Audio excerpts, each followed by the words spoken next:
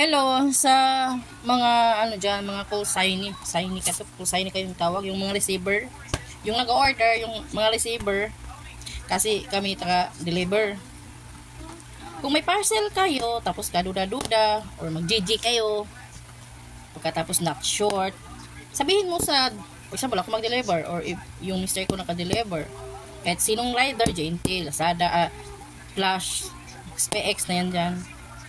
Pag gusto niyo para hindi kayo ma-scam, ganitong gagawin niyo.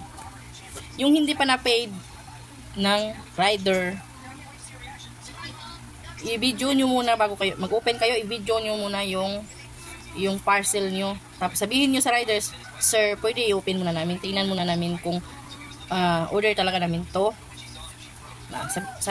Sasabihin din niya ng rider, "Sige ma'am." Pero wag niyo yung ipunit talaga, kasi hindi punit malaki talaga ganyan. Yung malit lang na punit, tapos yung proper talaga yung pagpunit. Gupitin niyo ganyan para ibalik natin sa dati, ibalik natin sa seller kung kayo ay na scam. Pero pag kinuha niyo na kagad, atat na atat kayo, kunin niyo yung parcel niyo, wala tayong magagawa doon. For example, may na scam, tapos kinuha ka agad, nagbayad ka agad, makiusap lang kayo sa rider na pwede ibuksan ko muna, tingnan ko muna yung parcel namin. Ganon. Huwag yung parang kalalabanin nyo yung rider, gagalit kayo sa rider.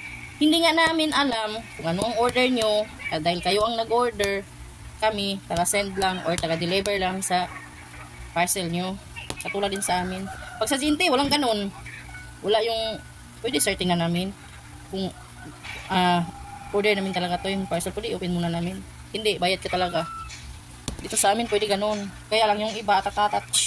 Kanina may nag-ulit na naman ng parcel dahil yung parcel daw niya na-open na daw. Iwan ko, paano naman ma-open? Wala naman naka-open dyan na parcel. At hindi rin namin pinapalitan yung mga parcel, yung mga items. Hindi yun pwede. Sa totoo lang yung parcel, pagkatapos namin mag-deliver, hanggang 9 o'clock kami mag-deliver pa rin. Ang ginagawa po namin, ang pera, ang item, as in yung parcel,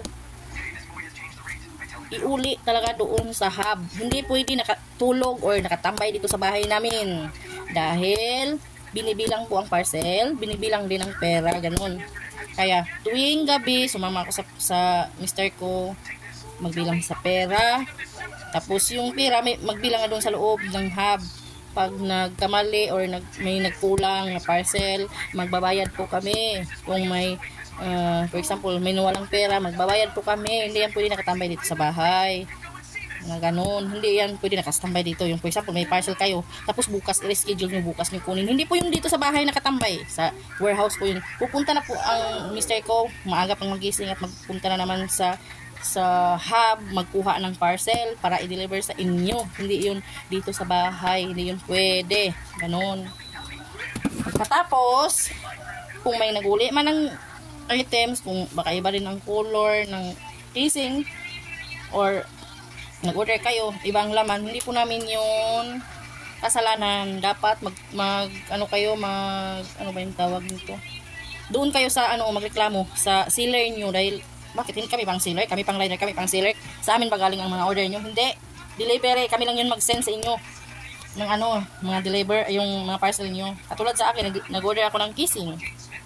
So ang cellphone ko A22 5G, ito yun. Ang order ko ganito, Spider-Man. Ang color po nito is red, ay pink palang order ko. Ang binigay sa akin maroon, pero okay lang, hindi na ako nagreklamo kasi mura naman, siguro mga 50 plus. Yung kanina 105, sabi niya open na daw. Paano naman yun na open? Tapos iba dong laman, ay iwan ko. Kami nag-deliver lang kami, hindi kami magloko hindi naman kami nagluloko, hindi naman pinapalitan mga parcel. Katulad nito, kita ko sa inyo, ha? Katulad nito, ganito na pong mga parcel na-arrange ko na po talaga yan. Yung mister ko po ang nag-deliver ngayon, hindi ako lumabas kasi konti lang naman nag-deliver. Kaya katulad din dito, yung parang may napunit na, tulad dito, parang may napunit na, ganyan. Kaya ang ginagawa ko yan, i-arrange namin yan, tulad ganito. Para kung luko-luko, nagsasalita ko mag-isa dito. Tulad dito, ito, naka-arrange to dito, ganyan, kasi naka-arrange, tingnan nyo, ganyan ang parcel nyo, hindi yan tinatapon-tapon dito sa bahay. Ganyan ang parcel nyo dito sa bahay namin. Naka-arrange. Katulad nito, oh, ganito na siya, oh. Ganyan, ganito. Yan, miss namin yan kasi para i-deliver namin sa, for example, dito phase 1, phase 2, phase 3, phase 4, para hindi mawala. Step by step. Hindi yung yung parcel, yung nasa loob pa ng sako, hindi, wala. Nandito na talaga to sa, nilagay namin dito. Para pag punta dito ng Mr. 2 na naman siya sa kabila. Pero yung iba kawawa din kasi na, na-scam din sila. Pero sa akin, ako, kahapon, alam nyo, na-scam talaga ako. Ang pinadala sa akin, yung Honda, ano ba tawag doon? Yung version 1 talaga binigay sa akin, maliit eh. Lahat mga gamit ko, order ko rin sa Shopee. Kala nyo ha. Pero naiintindihan din ng mga rider. Pag for example, pag not sure talaga, sabihin nyo, makiusap kayo sa rider na wag mo na i-payment sir. Tingnan muna natin. Kaya pag ganun, makiusap kayo, i-video nyo muna para may ebidensya tayo na na-scam kayo. Pero ito lang tips ko sa inyo. Pag may mga mystery box, wag kayong mag-order. Yung scammer talaga yun. Yun lang. Maraming salamat sa inyo sa nakakaintindi.